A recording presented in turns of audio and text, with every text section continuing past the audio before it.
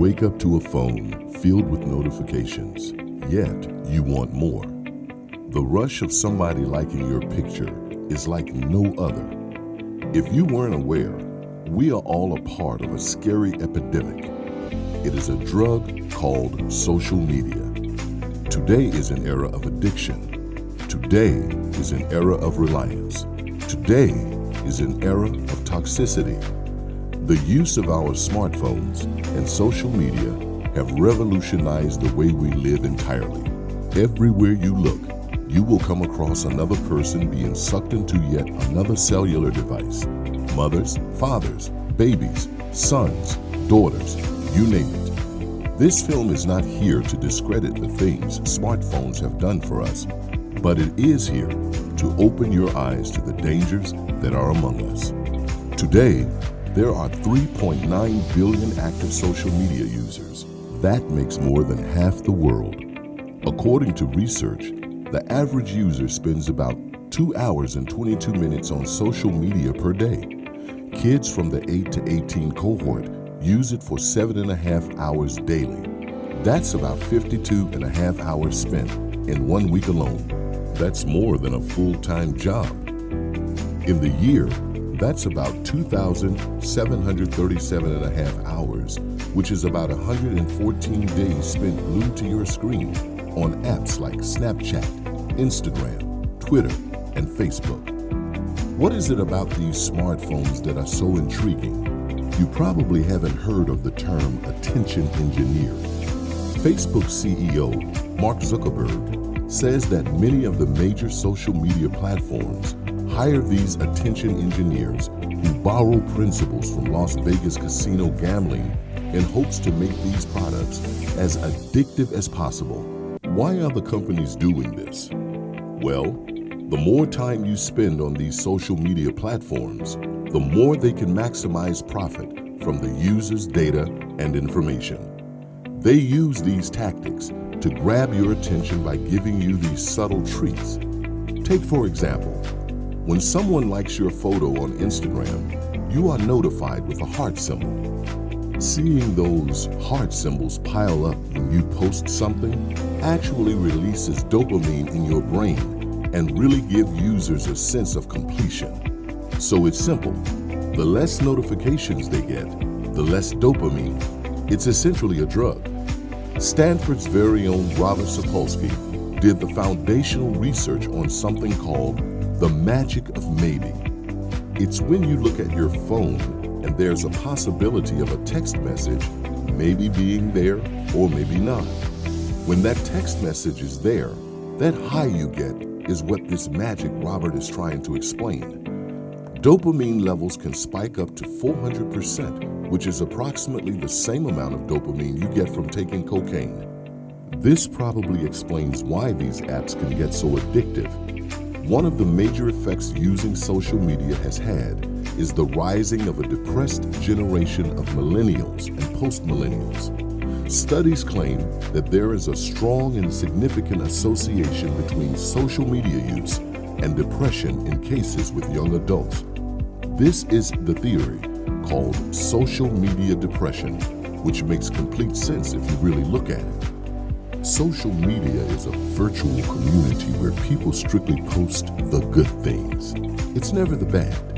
You'll see when they look their best, when they're on vacation, when they have been hired to their new job. This notion of only posting the best things in your life promotes this false image of what people's lives are actually like. It tricks the average user into subconsciously believing that everybody but them is winning in this game called life. It brings forth the illusion that everybody but them is living without a stress in the world and life couldn't be any better. You see, this constant comparison to everybody else's perfect lives leaves the average user in a depressed state because they're left with the conclusion that their life just sucks and everyone else is living in this perfect utopian dreamland, which of course is not the case. So next time you see that guy on Instagram living the dream, keep in mind that he too has ups and downs, like the rest of us. Social media allows us to communicate with people from around the world at the touch of our fingertips. Throughout our time on this earth, we have never been so interconnected. So you might be asking yourself why we feel so lonely. It's because face-to-face communication isn't the most popular form of communicating nowadays, especially for the youth. So as an elementary teacher, I teach grade 8 currently and have for the last 12 years. I've seen a huge change in the way that smartphones have been used in the classroom. They used to be maybe only a few kids had them, but now the majority, I'd say almost every student in my class has a smartphone and carries it with them to class almost every day.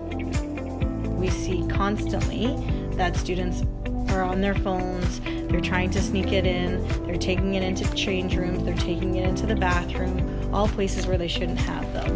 So it's definitely impacted the learning process as well as relationships within the classroom. They are constantly looking at their texts, their notifications from their social media. They're not using it simply for the purpose of schoolwork. They are using it to stay connected with friends that are even sitting right beside them. They would rather text them or send them a message on Instagram rather than talk to someone in their own classroom.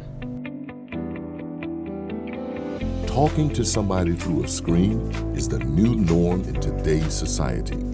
This issue here that engaging in face-to-face communication will never be the same as a FaceTime call or a text message.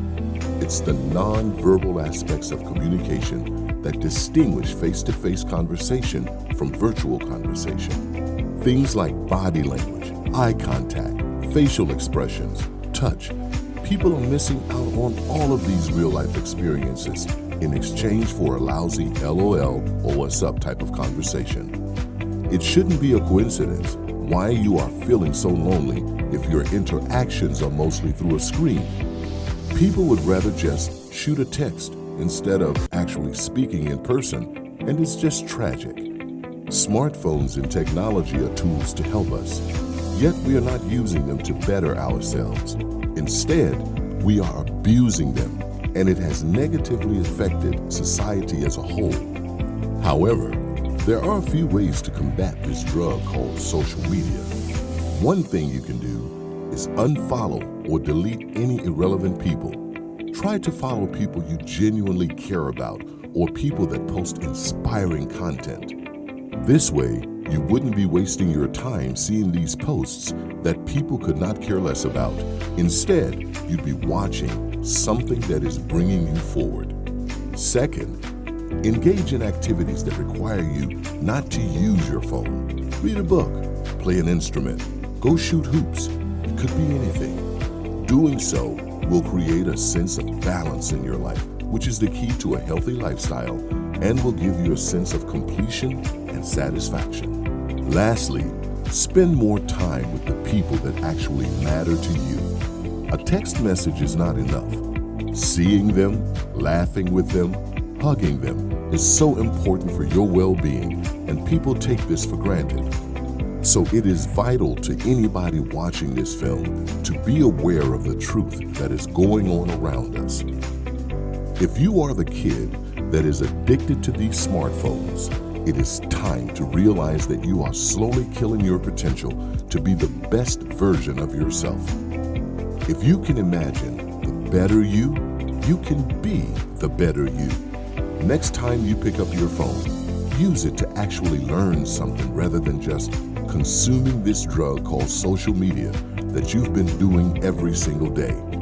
We all need to realize that the kids are the future of society. And if we don't do something about this epidemic soon enough, this drug called social media will doom us all.